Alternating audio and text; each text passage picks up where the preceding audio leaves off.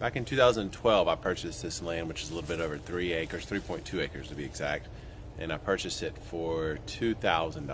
When I first found out about it, I contacted the realtor that represented the people that wanted it for sale, and it was originally, the original asking price was $16,000. And I thought that was a little steep for out here. I was way out here in the country, and there's even like a pig farm a half mile away, so if the wind changes directions, it's not all that pleasant. I came out here a few times before I actually was serious about buying the land, and I walked through it, and it was pretty rough. It's just raw land, and I noticed that the woman who lives down the road was outside, so I went over there and talked to her, and come to find out that she knew the people, the two brothers who owned the land since the early 90s, when this land was actually pretty much plowed. It used to actually, there's a fence that runs through, and it had a string that went through it, and they had livestock here. And the place had pretty much grown since then. And the two brothers that owned the land had inherited this piece of land from their grandfather. And she overheard a conversation at church, that she went to the same church as these people. And they were basically saying they just wanted to get rid of the land at any cost. They don't care. They just don't have any use for it. They've been paying taxes for it like over 25 years. So armed with this new information, I decided that it'd be a good idea to haggle a little bit. So long story short, I got them down from $16,000 to $2,000. Same is true for a piece of land that I just purchased in Wilmington. You guys may have saw a few videos ago where our friend Chris Strathy and I, we started building, where we're going to start building a cabin that I'll be living in full time, a 400 square foot cabin. And the piece of land that I purchased there, I purchased it for much more, $51,000, but I ended up purchasing it for about half the price of lots around it, because the prices there in Wilmington, North Carolina are pretty high because it's right next to the intercoastal. A lot of people are flooding into the area because it once was a small town and now it's big. So I wanted to share those quick stories because today I want to talk to you about finding cheap land. It's something that a lot of people who live in a tiny house struggle with. It's not a lot of fun to pay more for land than you've paid for your tiny house itself, right? That doesn't make a lot of sense. First and foremost, the quickest way to find cheap land is to be willing to live outside of the city. The piece of land that I just purchased recently for my cabin is outside of the city, but it's still maybe 1 mile from the city limits. And the good thing about that is the land is cheaper, and not only that, taxes are a lot cheaper. Recently on Tiny House Listings, we started allowing parking listings on the site. So there's land that's for lease and for sale.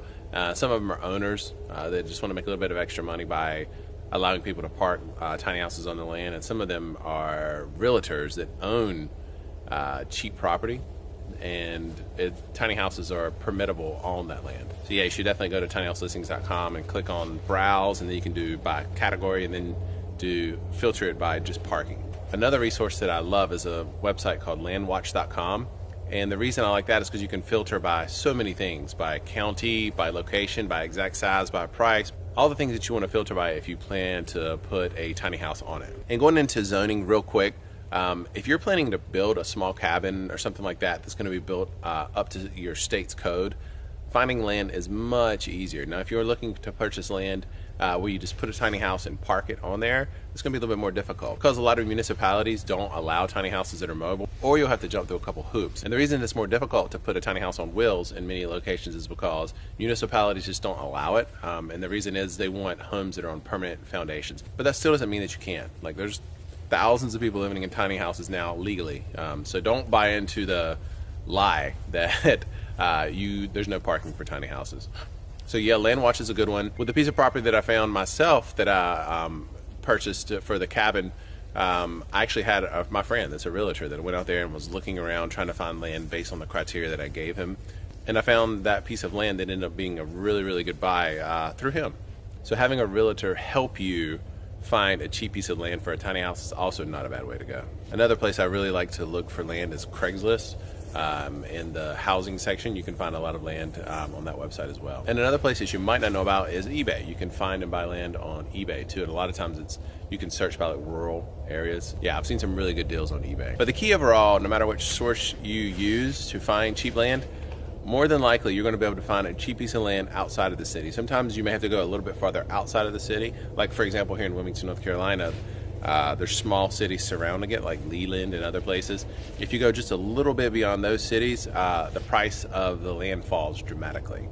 And the same is true everywhere. But if you're one of those people that has land for rent or for sale and a tiny house can be parked on it, definitely click on the link below in the description and post it to the Tiny House Listings website. It'll help a lot of people. We're trying very much to make tiny house listings the central place for cheap land that you can park a tiny house or a bus or alternative living space on. So anyways, thanks for watching, and we'll see you on the next video.